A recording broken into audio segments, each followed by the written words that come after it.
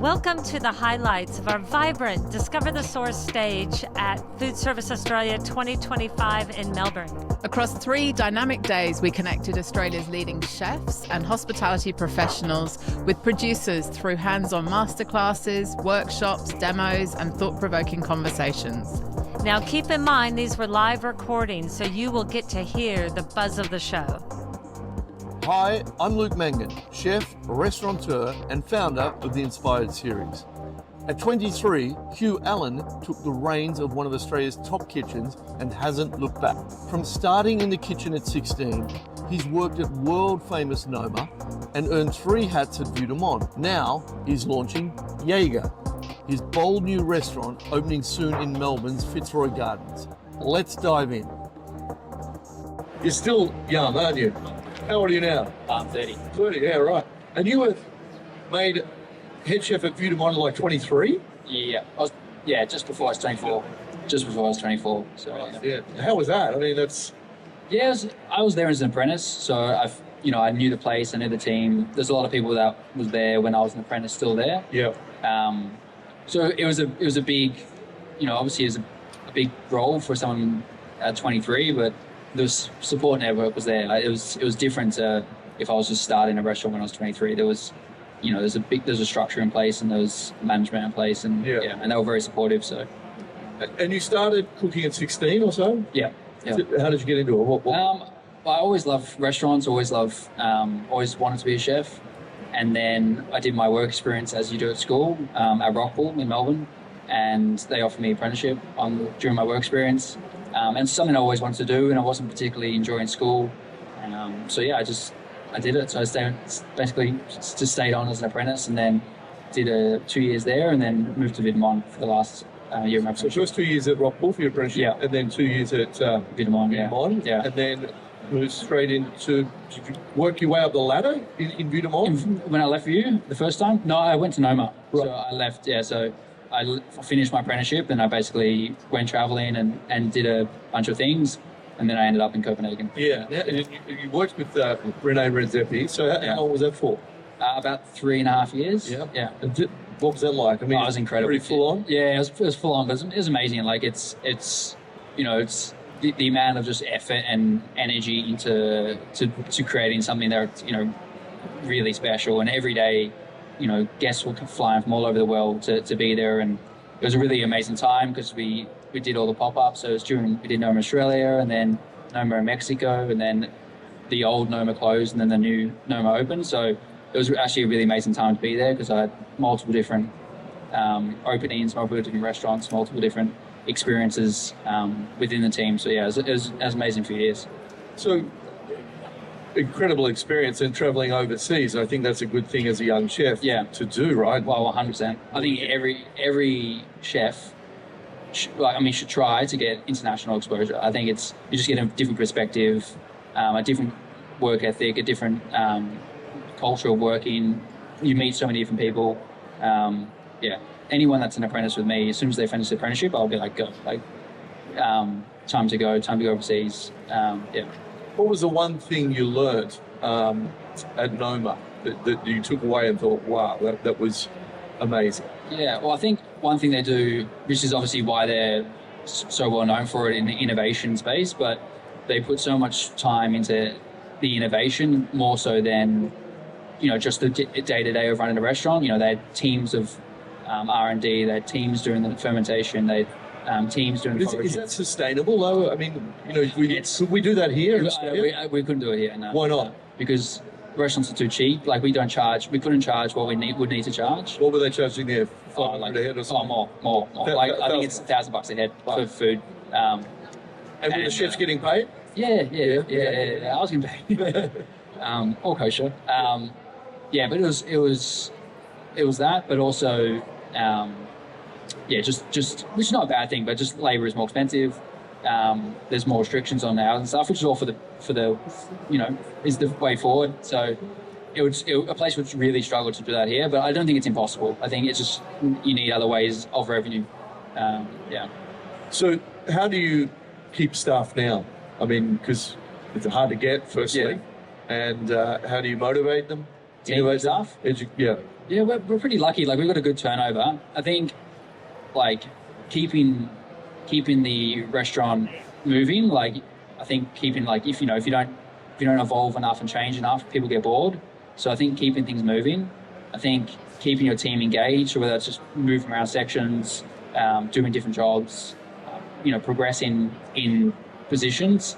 That's probably the main thing. And then just generally have a good culture. Like, they should feel like they're getting something out of it besides just working. So I think just having, being a generally nice person, making sure they're getting something out of it, not just work, but learning new skills, progressing in their role.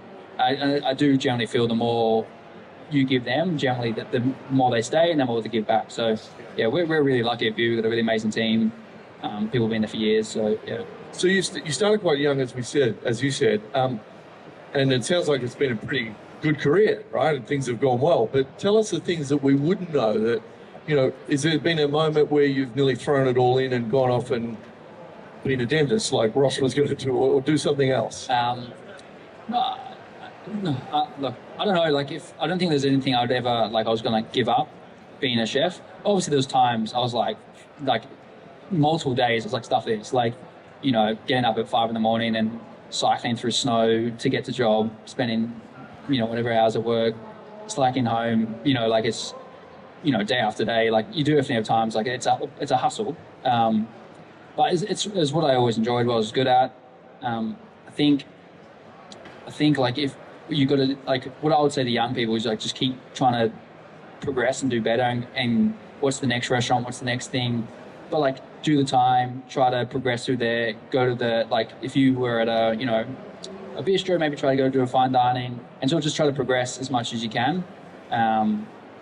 Because it's easier when you're younger. Like, it's so much easier. I think for me, like, I've got no kids, I've got obviously parents and brothers and sisters and stuff like that, but I've got no kids, so for me, there's nothing really to stop me. I can just go to overseas, I can go work, and I think when you're younger, that's easier. So it's better to do that now versus, stay too long, and then you get to a point where you got a family and stuff, and that has to become your priority. So, I've been lucky in that sense where I've just been young and I can just sort of go again. Trust me, it doesn't get easier. Yeah, it doesn't. Tell us a little bit about, tell me if I'm pronouncing this correctly, Yiaga. Yeah, that's perfect. So it's a new restaurant, sort of my first restaurant I'm doing sort of myself. I'm super excited. I've always wanted to do my own restaurant ever since I was an apprentice. Like, I think it's a goal for any young chef. So when I moved back from Copenhagen, I was already sort of looking and always wanting to find a space, and but as you know, it's much easier said than done to there's a lot of money involved. It's a lot like so much stuff, like to open a place, like from the budget inside and the funding to then the location to then uniforms, crockery, equipment, construction headaches. So you went to the bank and said, I need this money to open this, and they said, yeah, sure. I got investors, so I shopped around for investors. So it was sort of perfect for me. Like, I'm glad I got to do Vitamon first, and because it was an established place, I had sort of a safe way to establish myself back home, and because if I just came back when I was mid-20s trying to get lots of money to open a restaurant, like, no one would give me money, but because of you and my experience and things from that, I built up a way to be able to get investment and stuff like that. So when do we expect to see this?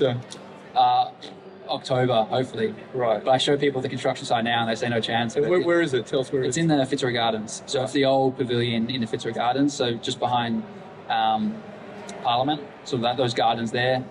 Amazing, beautiful old heritage garden. So yeah, it's going to be good. So what will it be, like Vitamon or the style of food? Or? Well, it's much smaller. It's only 38 seats. But it'll be tasting menu.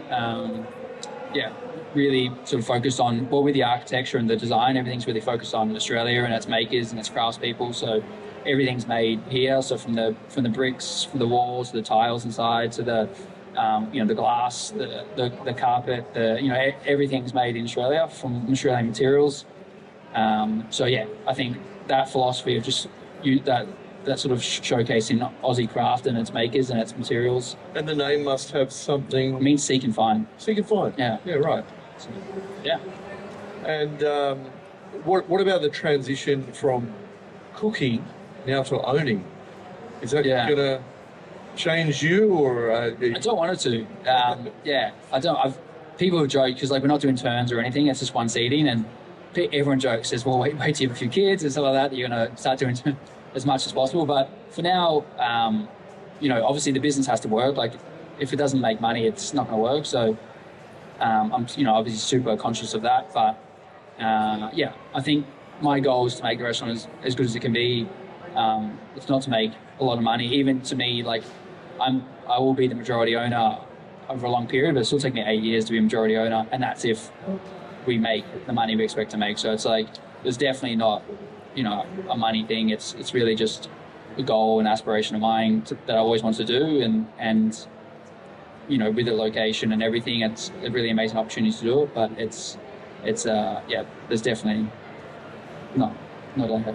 If last question before anyone else that wants to ask, advice to any young chefs. What do you tell your young chefs that are coming to work with you in the new place? What could you have done differently, or what would you have done differently?